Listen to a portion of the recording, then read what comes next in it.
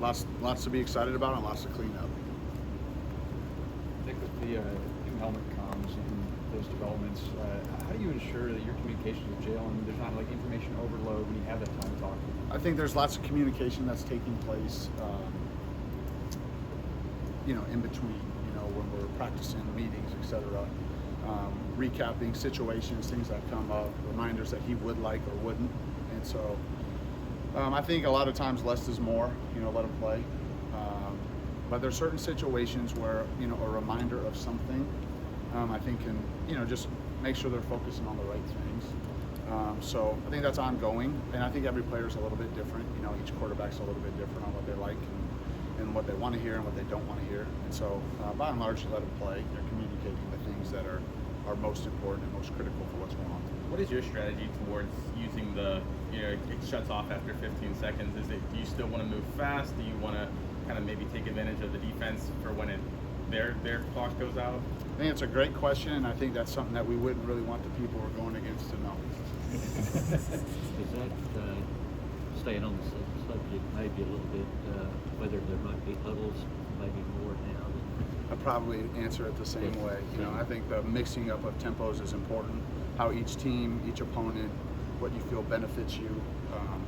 I think the pace of play has always been something that offenses utilize to try to create an advantage, whatever that may look like, going as fast as possible or as slow as possible, just to try to win the game. And so, we'll be ready to do whatever we feel is going to help us win. Do you think the helmet communication changes things more for the offense or the defense? I can only speak to our side, so that'd be a question more for Kane and the defensive guys on what that's changed for them. So I think it's hard to say. I think, I think that's hard to answer that on what that's like from the other side of it. So I'm not sure how to answer that. How comfortable are you in your team's ability to kind of win games in different ways on offense, whether it be grounding out the ball on the ground or airing it out or going fast, going slow? I wouldn't necessarily use the word comfort, when you're dealing with training camp and progressing. I think we have quality players at all positions, and we try to be tough to defend in all areas. And I think that's what great offenses do, is that, they can execute what they need to in the moments that they have to, So when you have to run the ball, you got to be able to run the ball. If you have to throw the ball, you got to be able to throw the ball. And so I think that's what we're trying to build and create each and every day, because different weeks, different matchups, different schemes that you're going against are going to, require you to attack a certain way. And so I wouldn't say comfortable, but I would say that we're building and growing towards that. What are you seeing in Brailsford and Roy's connection like this camp?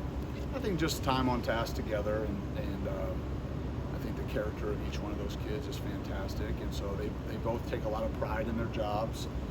They all know that the communication is super important, and it all starts with the center and the quarterback. And so, so far so good, and that'd be a good question to ask those two kids, but I think it's going great. Obviously, he's physical, coach, but Caleb Oldham as a route runner out there in fall camp, what have you seen from him executing those routes? Yeah, I think, every day Caleb does something to impress you, and every day there's still things for him to improve on, and I know, Coach Shep is pointing those out, in every moment that Caleb's out there, he's getting coached, extremely hard. And so a lot to be excited about and a lot to work on, and we're super happy with where Caleb's at, and we know there's still even more for him, to grow and get better at, and he's working on that every day.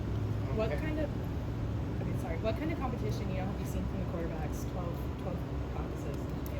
Good. I think, we have some really good young players in that room, and they push each other, and they all have done a nice job, and they're all improving and growing. And so I've been pleased with the room, and yet, like most of the other questions, there's things that we could do better, and that's what's fun about coaching, is to try to help them get better. And you see growth, you see progress, new things come up, new installation, new defensive schemes, reps that they've seen versus this coverage, but maybe not that, or this pressure, but maybe not, the other ones. And so, the relentless pursuit of continuous improvement. And I see that in the group, and their mindset's been great. They're supportive of one another, and so I've been happy with that. What do you want to see from the winner of the right tackle competition? Like, ultimately, what will be the factors that determine that battle? I know this seems real simple, but the guy that plays the best, the guy that plays well consistently in all areas. You know, this is an unforgiving league. We all know that. You know, you can't hide. You know, and so you need quality play up front. And so whether it's in the run game and pass protection, you know, I have belief in the players that are competing. And now it's a matter of, you know, who does it the most consistently, you know, to the best of their ability. And so that's what we're looking for. In your experience both as a player and a coach, what are some of the keys for quarterbacks developing chemistry with their receivers and tight ends? Communication and time on task. You know, I think a clear communication on the rhythm and timing by the quarterback, the route detail by the receivers and tight ends and running backs, because this game is one that, you know, rewards people that trust each other. You know, I think the anticipation that's required to play, and to count on one another, that when the wideout runs the route, he's going to be at a certain spot and the quarterback's going to throw it at the right time to the right location. I think that requires trust, and we're building that every day. Jalen talked about working with you and Kalen the board, trying to find the place that he's comfortable with and the place that he executes. How do those conversations work? Just having conversations on what you see and what you know. I think some of it kind of it reveals itself. You know, you rep the plays, and you know, we chart things and look at things, and we see when he's making good, quick decisions, or where maybe he needs to see that play one more time. You know, and so every quarterback's different. You know, we've had lots of different quarterbacks in our offense, and they all had different things that they liked. And so, yeah, just communication. And open and honest conversations. I think that's really important between a quarterback and his coaches, is that he's honest about what he sees, what he feels, what he likes, and we're honest about the same on our end. You know, and so that's been great. What kind of growth have you seen from a guy like Emmanuel Henderson? What have you seen from him from a comfortability and confidence standpoint? I think E-Man's had a great camp. I think we're challenging him to be a consistent finisher on the ball. I think he's capable of great things.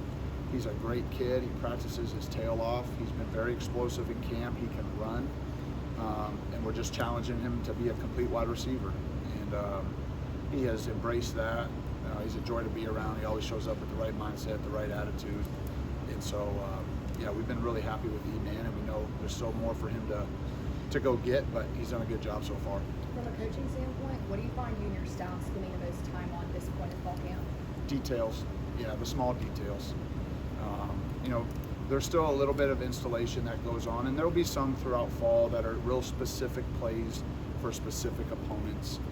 But we have a large chunk of the install in. There's a little bit more to do the next day or so, and now you're just going back to, you know, fine tune the details. E-Man's a guy that played some running back in high school. Do you see that in maybe his open field ability? And is there anything that, particularly his skill set, you can kind of utilize? Or I think you see E-Man just be decisive as a runner, and he's fast, you know, and so when he decides to go and split people, he can. So that's what I see. What are the conversations like between you and Shep as you figure out the roles for the receiver? Ongoing, you know, each day you talk with one another on what you see, what you like. I think we have a lot of really good players, and so, you know, the challenge is how can we maximize what they do well and put them in positions to be successful. And we have a variety of types of players, big, small, they're all fast. Tight ends have versatility, running backs have versatility, and so, you know, who's the best at certain jobs, while also understanding you can't be predictable and say, you know, when this guy goes in, they're throwing the ball deep, or when he goes in, they're running the ball, you know, so you have to make sure that you're mindful of that. But we have those conversations every day, not just Shep and I, but the whole staff about the different positions. Regarding the wide receivers, I don't know if they're all learning all the positions, and does that start to come to an end? Do you start to slot people, or do you keep it going on? We move guys around for sure. You know, we try to teach them conceptually so that you're playing the best players, you know, that you don't want to, you know, stack really good players in the same position. So you try to cross-train people so that they can play all three wideout spots. Tight ends can play both spots. Running backs can play at different, you know, places on the field. Offensive linemen the same way. You know, you're trying to train the inside guys to play both guards and center. Tackles play both ways. And so I think that's important for us. And you know, as I mentioned, with the length of the season, we're going to need everybody. We want to make sure our best guys are out there, and that you're not, you know, you want to put you know, the best people and not stack them behind each other. So you move guys around and try to give them an opportunity to show what they can do at multiple spots. Couple more questions. Coach DeBoer mentioned in the scrimmage the improvement on limiting like those foolish penalties on both sides of the ball. Have you noticed your unit kind of improving that area? I think we've gotten better. You know, I think those things come down to focus and discipline and attention to detail. And sometimes when the players have a little bit more time on task with schemes, maybe they're thinking a little bit less pre-snap, and sometimes that lends itself, you know, to having some of those pre-snap or foolish penalties. But yeah, we're harping on that every day. We chart it, you know, we bring attention to it. I think you achieve what you emphasize, and so that's certainly been a point of emphasis for us. Is there an area where you most want to see improvement from this next scrimmage? Yeah, I think just avoiding negative plays. I think that's always, you know, I think staying on schedule. And there's lots of layers to that, whether it's a pre-snap penalty, whether it's a missed block, whether it's a poor decision by a quarterback or a receiver not running the right route or whatever it may be, you know. And I'm not saying specifically on any of those, but there's a wide, you know, range of reasons why you may have a negative play. You know, maybe it's the play caller not putting the players in the right position to get out of a tough look. And so that's what I'd like to see, us to stay on schedule so that we can just execute in normal down and distances and advantageous situations for us. All right, thank you. Okay, thanks guys, roll tide.